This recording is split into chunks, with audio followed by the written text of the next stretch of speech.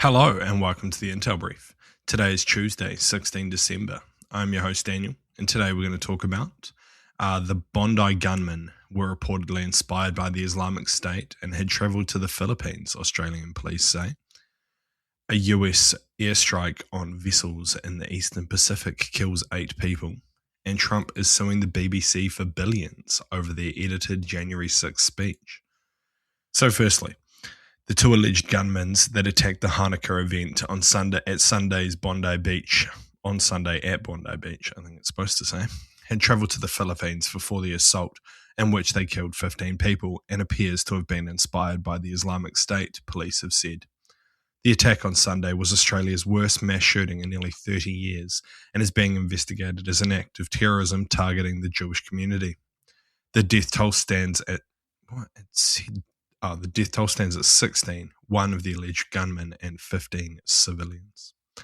The man, it's believed to be Saeed Akram, a 50-year-old who was shot by police, and the man's 24-year-old son, an alleged accomplice, identified by local media as Naveed Akram. He's in a critical condition in hospital after also being shot. Australian police said that on Tuesday, both men had travelled to the Philippines last month, and the purpose of the trip is currently under investigation. Filipino police have said that they are investigating the matter alongside the Australian police. The Islamic State network in the Philippines, known as ISIS-P, operate in southern Mindanao and have been there for a number of years following a siege in 2017, basically following the end of the Islamic State in the Iraq and Syria region. So what? I mean, there was an unconfirmed photo of one of the shooters floating around on social media of them standing in front of a ISIS flag. I don't know if that's where this has come from or whether it's due to their travel to the Philippines, where they possibly were in contact with members of these people that claim to be part of the Islamic State. The Islamic State is pretty weakened in the Philippines. Basically, in 2017, ISIS-P took over a town on a lake called Marawai, and it was turned into a massive siege for a number of months. And at the end of that, they were basically eliminated, with all of the high-value targets being removed from the battle space.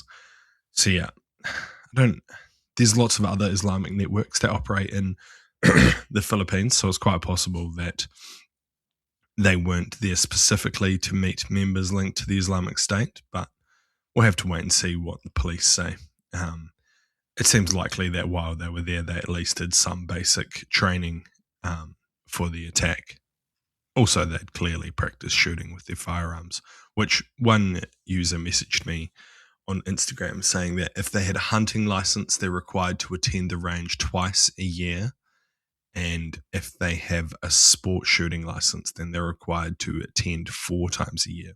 So I think the report said that the dad had his gun license for 10 years. So he's had to have participated in shooting, at least 40 times. So it makes sense that they knew how to use the firearms. And next, the United States military said late on Monday that it had carried out strikes against 3 alleged narco-trafficking boats in the Eastern Pacific Ocean, killing 8 people.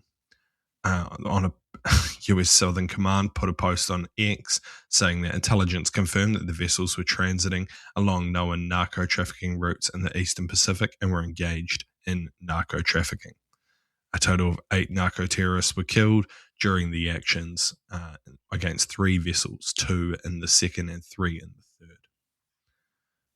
third. The US military did not give any evidence for the drug trafficking allegations, and a video posted online just shows a boat getting blitzed by a fucking drone.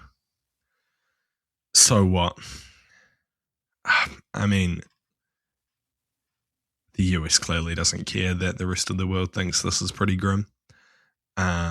They've gone further. I think there's something like Trump said yesterday that he's classified fentanyl as a weapon of mass destruction, possibly hoping that this gives him more justification to conduct these kinetic attacks. But I do feel like a naval blockade of some form or a naval, like enhanced naval patrols could be more effective and less violent to stopping, this flow of drugs.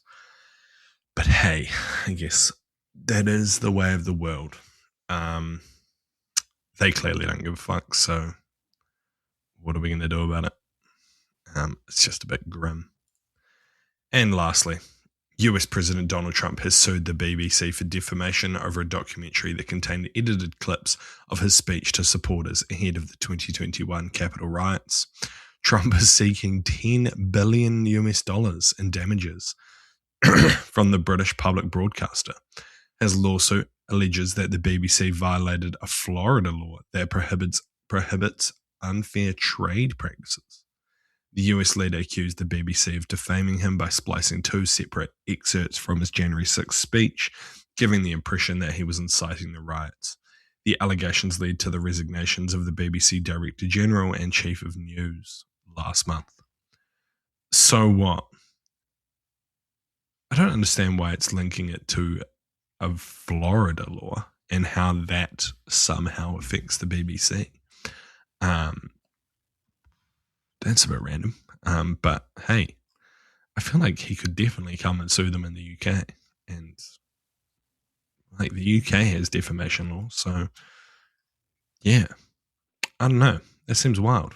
But this will be interesting to watch and see if it's, I think it's likely that the BBC will try and settle.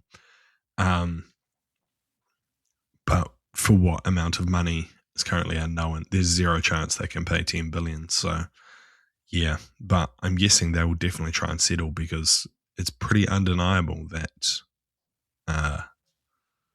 they did this. The only kind of defense I think they could go for is that claiming that it didn't defame him because he himself, posts similar sort of content. Or if they can find him posting probably not spliced content, but something. I don't know. It'd be interesting. Yeah. I guess they're probably going to settle. Oh, well, it's going to cost them a lot of money. Hopefully the BBC gets fucking restructured over this because they suck. And hopefully they stop sending me letters to pay my TV license because I haven't got a TV and they can fuck off. Anyway, that's been the Intel Brief. I've been your host, Daniel, and I'll see you again tomorrow. See you.